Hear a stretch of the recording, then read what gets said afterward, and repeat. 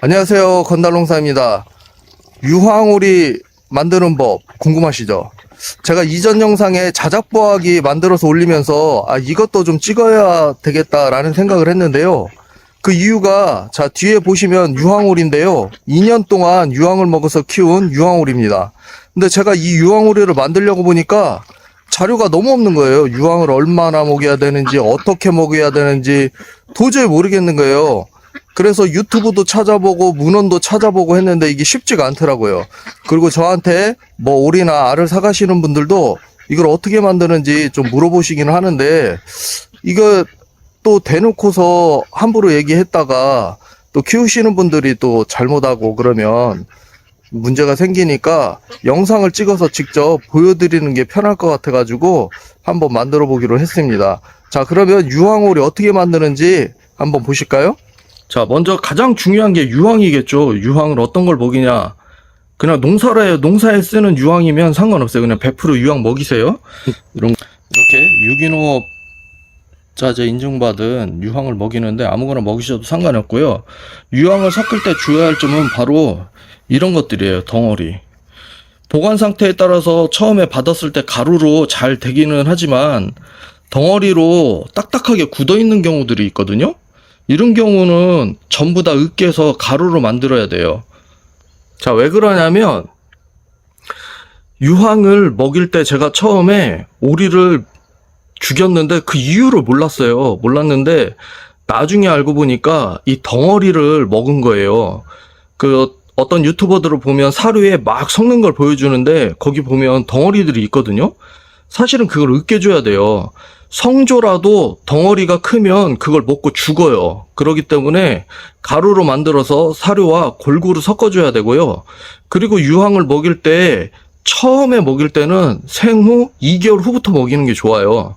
2개월 후부터 먹여야지 오리들이 먹고 쉽게 죽지 않고 잘 견딜 수 있기 때문에 2개월 후에 먹이는 게 좋고, 양은 얼마나 먹이냐? 문헌상으로는 한 5% 정도, 5% 이상이면 충분하다고 그래요. 근데 이제 먹이는 사람마다 조금씩 차이는 있긴 하지만 저는 최대 15%까지 먹입니다. 그리고 홍삼 분말을 같이 먹이는데요. 바로 지금 이렇게 홍삼 분말을 만들어 가지고 홍삼 분말을 같이 먹이는데요. 자, 홍삼 분말도 저는 개인적으로 한 15% 정도 섞어서 먹이고 있습니다. 그리고 또 중요한 거는 우리가 중요하다기보다는 우리가 좀 생각을 해봐야 될 필요가 있는 건데, 제가 유황오리를 팔 때 저는 좀 비싸게 팔거든요. 보통 제대로 된 유황오리 파시는 분들은 2년은 먹여야 제대로 된 유황오리다 이렇게 얘기를 하시고, 유황오리는 최소한 6개월은 먹여야지 유황오리가 되는 거지 그 이하로 먹여서는 잘 안 만들어져요. 그런데 시간이 어마어마하게 필요하잖아요.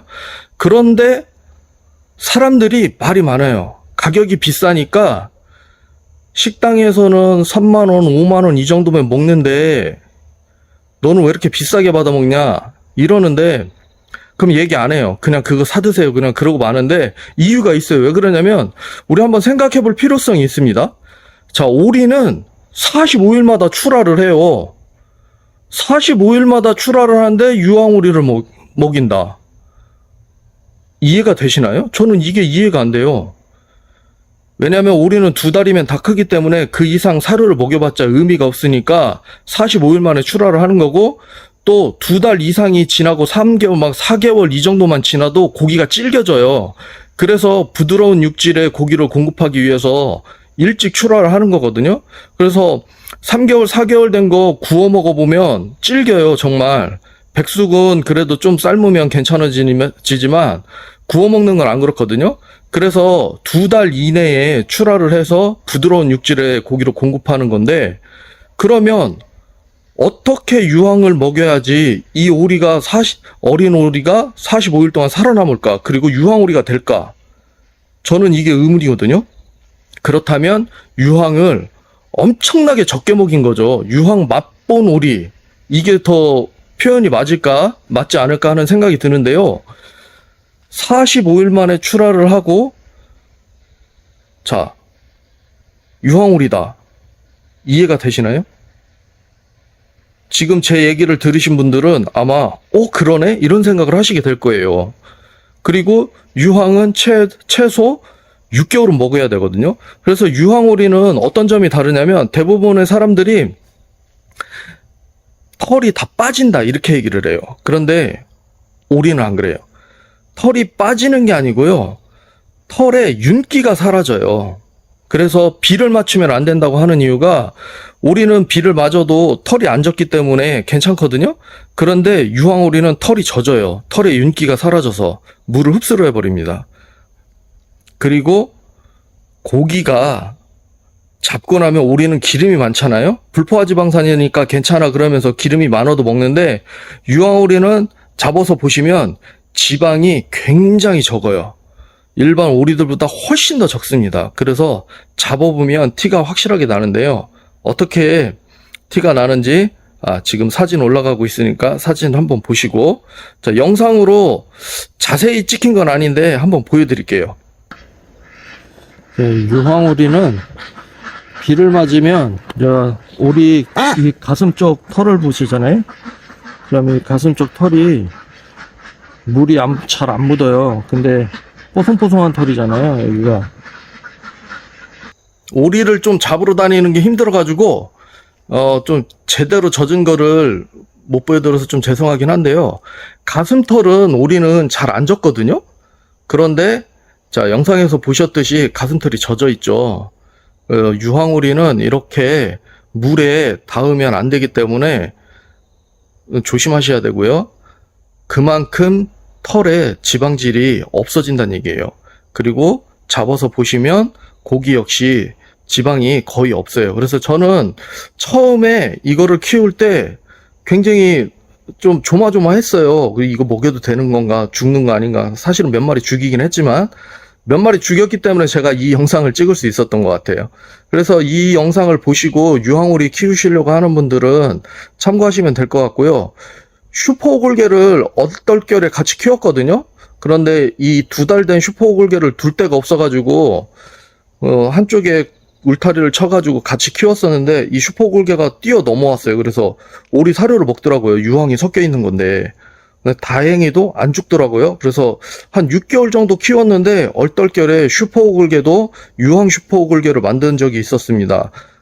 슈퍼오골개 키우시는 분들은 참고하시면 될 것 같고요. 그리고 저는 이 물에 3가지 섞어주는 게 있어요. 그게 뭐냐면 유산균, 효모균, 고초균 이 3가지를 섞어주거든요.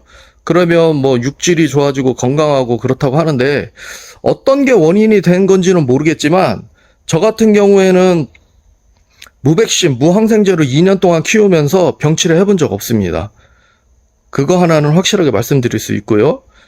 그리고 이 음수에 3가지 섞여준다고 했잖아요. 고초균, 유산균, 효모균.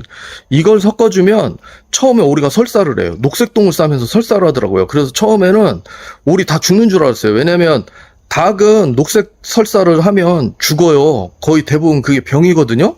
그래서 오리 전멸하는 줄 알았는데 제가 이 3가지 유산균을 먹였기 때문에 오리가 설사를 했던 것 같고요. 2년 동안 먹이면서 계속 설사는 하지만 그게 문제가 되지는 않더라고요.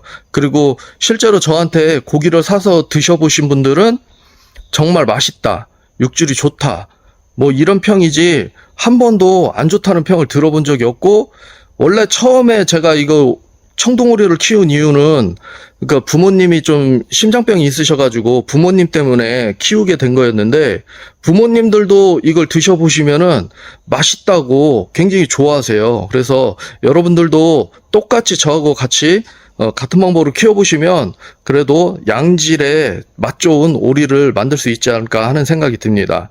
오늘도 감사합니다.